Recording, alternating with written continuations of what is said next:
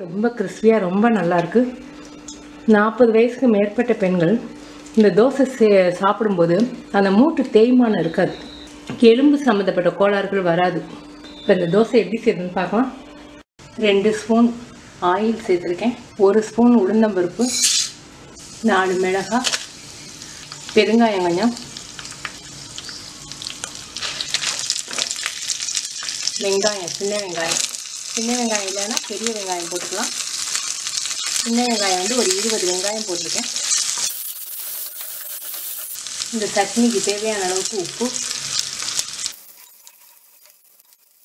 வெங்காயம் நல்லா வதங்கி வச்சு இப்போ தக்காளி பழம், மீடியம் சைஸ் தக்காளி பழம், நாட்டுப்பழம், கறிவேப்பிலை ஒரு கைப்பிடி அளவு போதும். தக்காளி பழம் நல்லா வதங்கி வச்சு இதை ஆறின பிறகு நம்ம மிக்சியில் அரைச்சிடலாம்.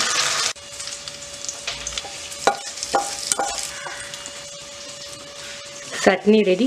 சட்னி எப்போவுமே கொஞ்சம் கொரன்னு கடிபடுற மாதிரி அரைச்சா தான் நல்லாயிருக்கும். ரொம்ப பேஸ்ட் நைஸாக அரைச்சிட்டிங்கன்னா ருசி இருக்காது. இந்த மாதிரி கொரன்னு அரைங்க, டேஸ்ட்டாக ரொம்ப டேஸ்ட்டாக இருக்கும். இப்போ தோசைக்கு நம்ம ரெடி பண்ணுவோம். இப்போ 1 ஸ்பூன் மட்டும் ஆயில் சேர்த்துருக்கேன். அதில் நல்லா பிரண்டையை வதக்கிடுவோம்.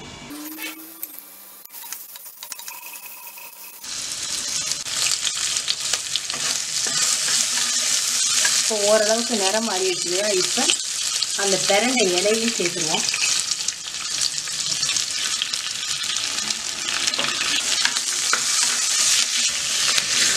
இந்த பாருங்க, நம்ம ஊற்றின எண்ணெய் வந்து கசிஞ்சு வந்துடும், அந்தளவுக்கு நல்லா வெந்துடணும்.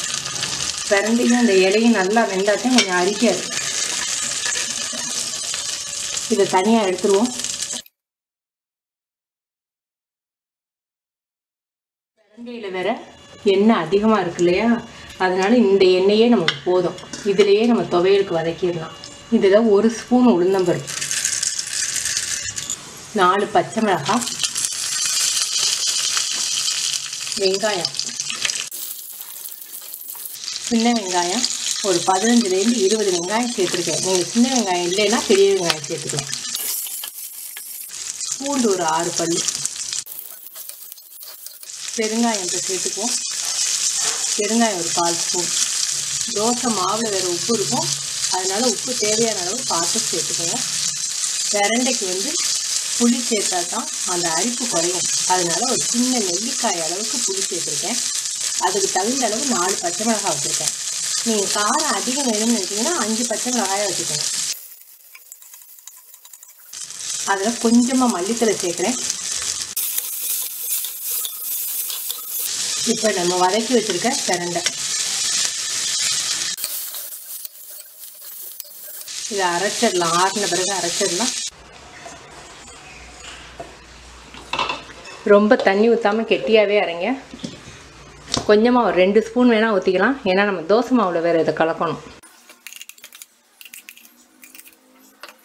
ரொம்ப டேஸ்ட்டாக இருக்குது. சாதத்தில் போட்டு சாப்பிடவும் இட்லிக்கு தொட்டு சாப்பிடவும் ரொம்ப நல்லாயிருக்கும். இதை நம்ம தோசை மாவில் கலந்துக்க போகிறோம்.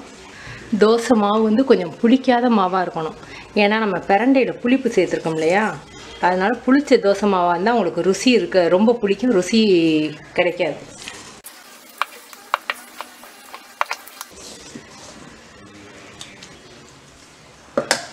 மாவு ரெடி.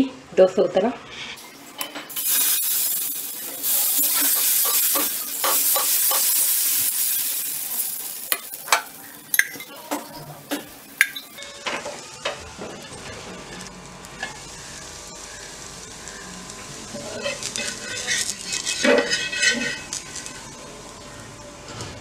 தோசை ரெடி. குழந்தைங்களும் விரும்பி சாப்பிடுவாங்க. மல்லித்தலை சேர்த்துருக்கிறதுனால உங்களுக்கு பிரண்டை தோசைனே கண்டுபிடிக்க முடியாது. ரொம்ப டேஸ்ட்டாக ரொம்ப நல்லாயிருக்கும். நீங்கள் செஞ்சு பார்த்துட்டு உங்கள் கமெண்ட்ஸ் எனக்கு சொல்லுங்கள். தேங்க்யூ.